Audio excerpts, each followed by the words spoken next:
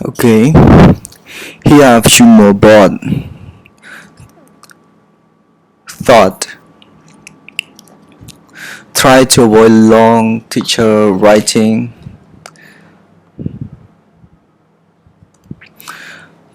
Okay, the first one. Try to avoid long teacher writing time while students are just watching and reading. Whenever possible, find the opportunities to write the thing up on the board while students are working on other things so that you are really ready when they finish. It seems natural enough to write standing in the front of the board. Unfortunately, this block the view of what you are writing for the class, and they can read it till you finish. In picture A, in picture B, teacher can make eye contact with the class.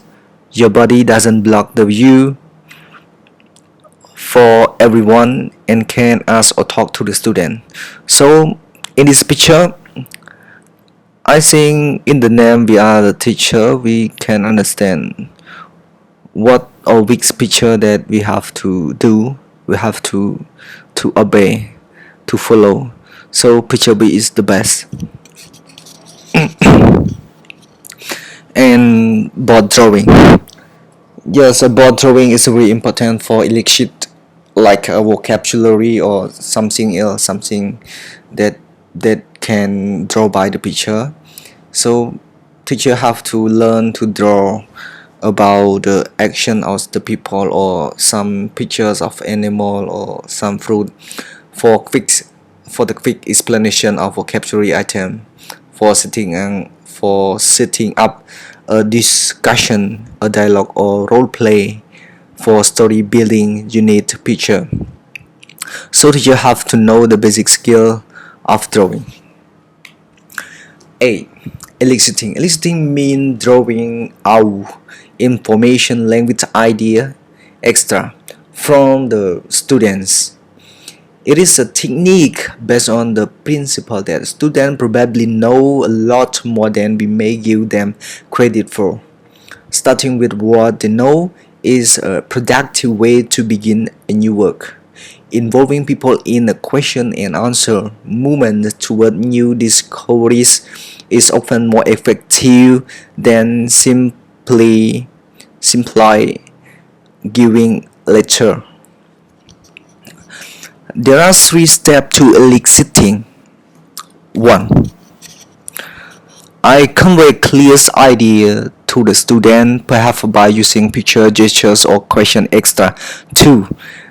They then supply the appropriate language, information, or ideas. 3. I give them feedback. So I can elicit a language, idea, feeling, meaning, context, memories, extra. I can't elicit things they don't know. Advice when eliciting. Here are some advice for the eliciter. 1. Give sufficient information. Eliciting doesn't mean guess what in my head. Don't try to elicit your grandma's middle name. 2. Use hand gesture to indicate who is being asked to speak.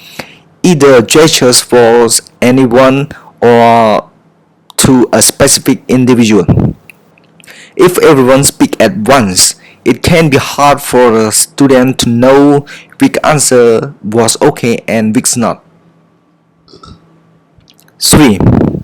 Give very clear feedback on each student untrained. They want to know if what we register okay or not okay to students. 4. If they can't provide an answer, don't straight to eliciting out too long. Silent or wrong answer are evident that they need your input. 5. When you have an appropriate answer, make sure it is clear established as a good answer, perhaps by getting it repeated by a variety of individuals. 6. Use eliciting regularly as a basic technique in most lessons for keeping your class active. active and involved. Okay, 9. How to prevent learning some popular technique, TTT, teacher talking time. The more you talk, the less opportunity there is for the learners. So we have to talk less, right? They need time to think, to prepare what they are going to say and how they are going to say it. Allow them the time and quiet they need.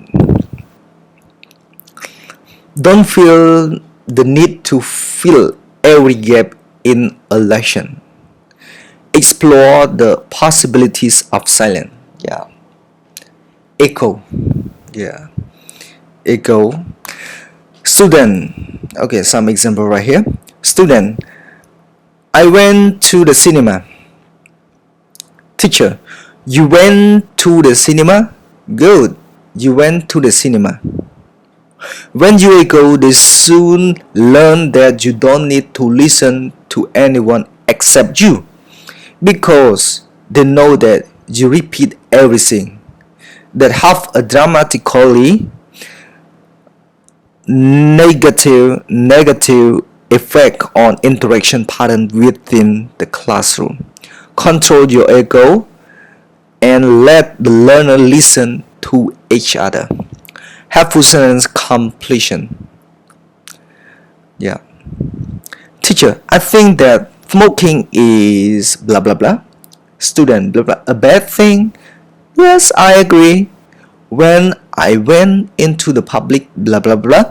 Students have to complete their own sentences. If students can't complete the sentence themselves, they need help. But help them produce their own sentence, use their own word and their own ideas. By letting students finish what they are saying, you also allow yourself more time to really listen to the student and what he is saying. Not taking understanding of instruction. Teacher say, my instructions were so clear, but all the students did different things, and none of them did what I asked them to do. A simple way to ask a student to repeat them back to you. So, what are you going to do? In this way, you certify yourself that the task has been understood. Having done that, make sure you monitor the start of the activities. Try see if they really saw what you want. Asking, do you understand? Yeah, do you understand? Yes. Student will answer that. You don't have to ask, do you understand? The best way to check on student understanding is to get student to demonstrate their understanding, for example, by using a language item in a sentence, or by repeating an instruction, or by explaining their interpretation and of an idea. They provide real evidence rather than vague, possibly untrue information. So when we ask a student, do you understand? Some students they want to take a break because the time is up. They just say, yes, I do. And some students, they are afraid to the student, yeah, yes, I do. And some students keep silent because they don't understand and they don't want to answer. Okay, something like that. So the best way, check students understanding, let them demonstrate. Fears against feedback. Teacher, did you like my lesson? Okay, teacher, some teacher gonna ask the student like this, did you like my lesson? Yes. If you can open yourself up to a possibility of really listen to what students have to say with a view to simply hearing them without self-defense, justifications or arrangement, then you may find that you can start to find out what they are really thinking, and that you can work on responding appropriately to that. Okay. Insufficient authority over politeness. Teacher say, so if you don't mind, it would be very nice if you could just stop the activity if you feel that's okay. The kind of pussyfooting is a common way in which teachers undermine themselves. Be clear, say what you need to say without holding it. If you want to stop an activity, say stop now, please. Feel your own natural authority and let it speak clearly. The running commentary. Don't give a running commentary about the mechanic of past, present, and future activities. Boring, hard to follow, unnecessary. Tell students what they need to know and stop. Overhyping, over organizing. Yeah, this one. When you give students a task to do in a group, it's often best to let them get on with it. A lot of teachers have all those well intention is actually teacher interference and gets in the way of students working on their own.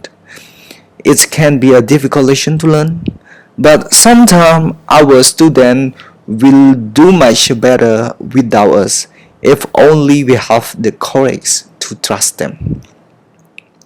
Flying with the fastest. If you only listen to the first people who speak, it's very easy to get a false impression how of how difficult or easy something is. You may find that the strongest and fastest students dominate, and you get little idea of how the majority of the class finds the work. This can lead you to fly at the speed of the top 2 or 3 students and to lose the rest completely.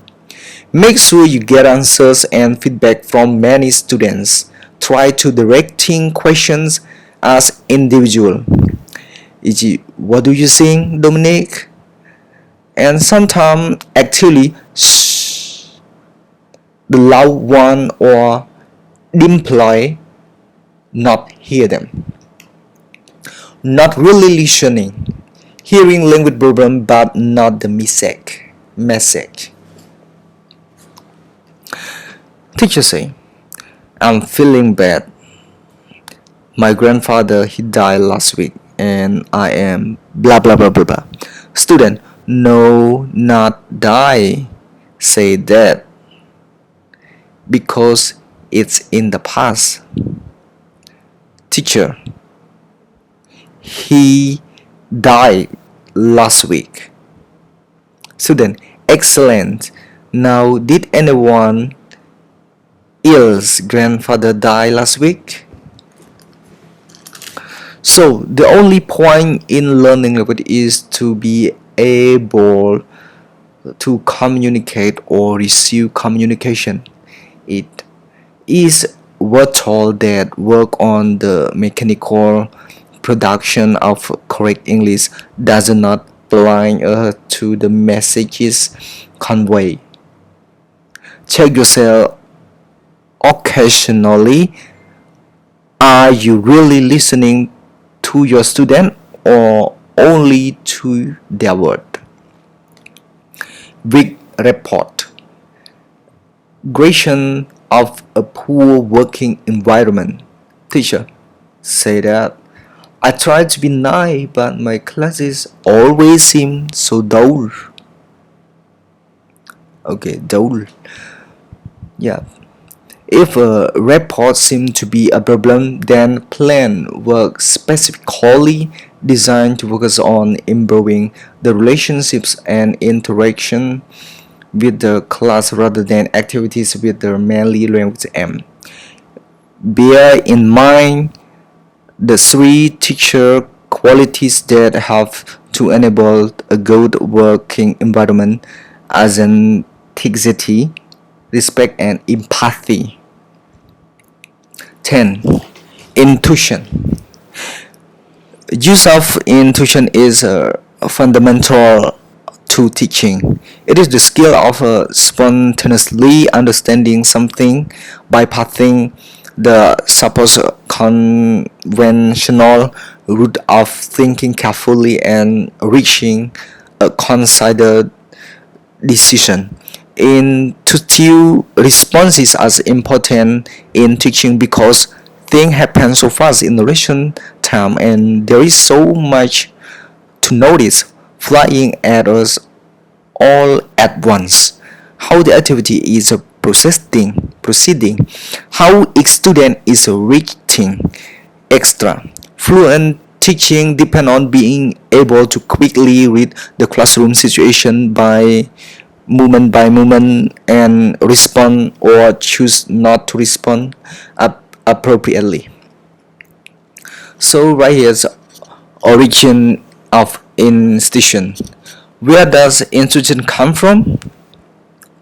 How can it be improved? I think institution is your ability to smoothly assess the quantities of experience you have stored inside you to help you interpret what is happening in the present moment. We can get better at it by gaining more and a wider range of experience and storing it away.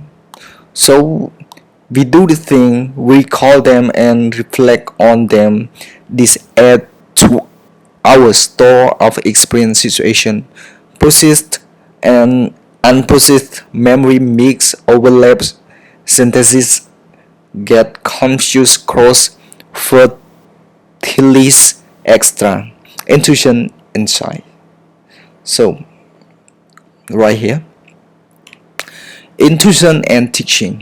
You are working on intuition, taking risks, trying things out, learning not to be frightened, realizing that this is the way to move forward, that the thing that you thing that go wrong contribute to your being better able to do in next time. Most people will discover that they didn't learn to teach from seminar or book or conferences or observation feedback. Thought that those all of these have a very definite impact. Definite impact. Definite impact.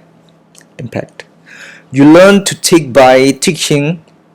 You learn to teach by doing. Yeah.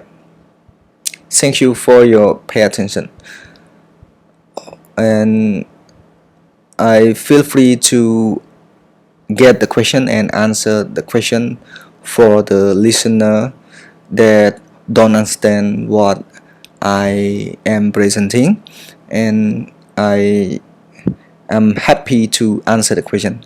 Thank you.